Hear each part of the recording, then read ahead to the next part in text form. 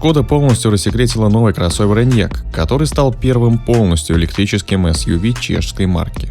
Как сообщает пресс-служба компании, производство автомобиля наладили на заводе в городе Млада Болеслав. Enyaq – это второй электрокар в модельном ряду Шкода после хэтчбека Citigo i-V. В его основу легла платформа MAB, разработанная Volkswagen специально для электрических автомобилей нового поколения.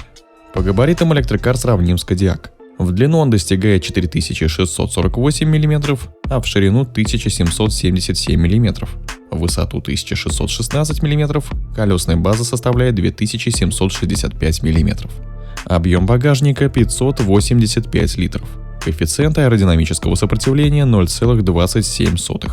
Серийная модель получила название Enyaq, составленное из ирландского имени Enya, источник жизни, и буквы Q, указывающей на принадлежность к линейке кроссоверов. Серийный Enyaq сильно отличается от одноименного концепта. Во-первых, Enyaq получил традиционный для кроссовера кузов, а не купеобразный. Такая версия появится на рынке в следующем году. Во-вторых, для модели предложили светодиодную оптику во всех комплектациях, а за доплату доступны матричные фары. Каждая содержит модуль дальнего света с 24 индивидуально контролируемыми светодиодами. Такие фары управляются по показаниям фронтальной камеры. Enyaq также получил имитацию решетки радиатора, а за доплату предложена подсветка фальш-радиаторной решетки, как у нового BMW X6. Кстати, не кажется ли вам, что Enyaq похож на BMW? В дорогих комплектациях Enyaq i-V можно заказать с колесами диаметром вплоть до 21 дюйма. Однако базовому паркетнику предложены 18-дюймовые штамповки. В салоне по центру передней панели расположен большой тачскрин медиасистемы диагональю 10 или 13 дюймов, в зависимости от комплектации, с функцией распознания жестов и голосовых команд. Всем комплектациям предложена цифровая приборка на 5,3 дюйма.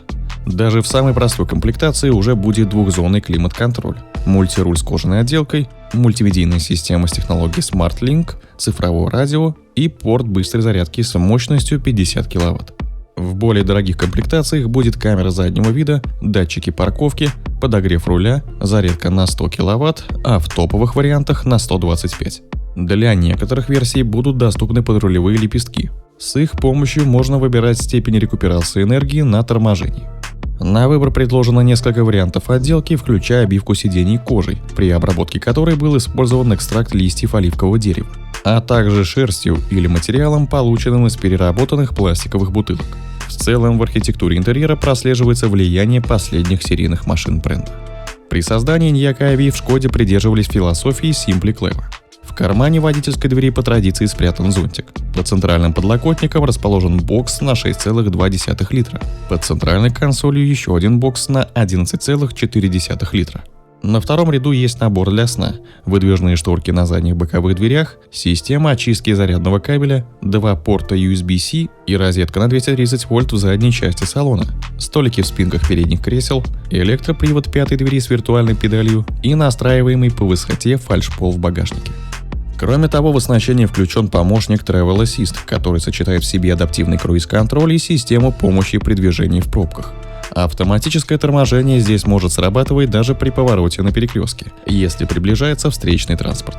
Есть и специальный ассистент, помогающий быстро объехать внезапно возникшие перед машиной препятствия.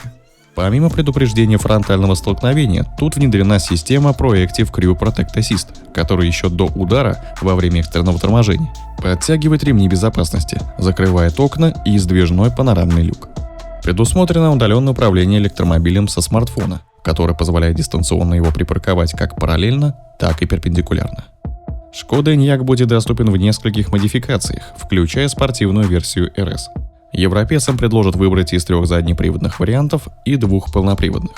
Начальная модификация Enyaq 50 i-V оснащена электромотором мощностью 148 лошадиных сил, максимальный крутящий момент 220 Нм и батареей емкостью 55 кВт-часов, позволяющей пройти 340 км по циклу WLTP. Такой кроссовер разгоняется до 100 км в час за 11,7 секунды. Кроссоверы Enyaq 60 i-V мощнее – 179 лошадиных сил, 310 Нм. Батарея у него больше 62 кВт-часов, как и запас хода – 390 км. Но время разгона до сотни такое же. Шкода Enyaq 80 iV с электромотором мощностью 204 силы и батареей емкостью 82 кВт-часа проезжает на одном заряде 510 км, а на разгон до 100 км в час тратит 8,5 секунды. И этот вариант самый дальнобойный.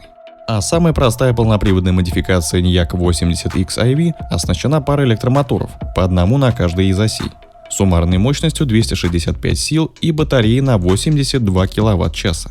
Запас хода 460 км. Разгон до сотни за 6,9 секунды. Силовая установка топового Enyaq RS iV выдает 306 лошадиных сил.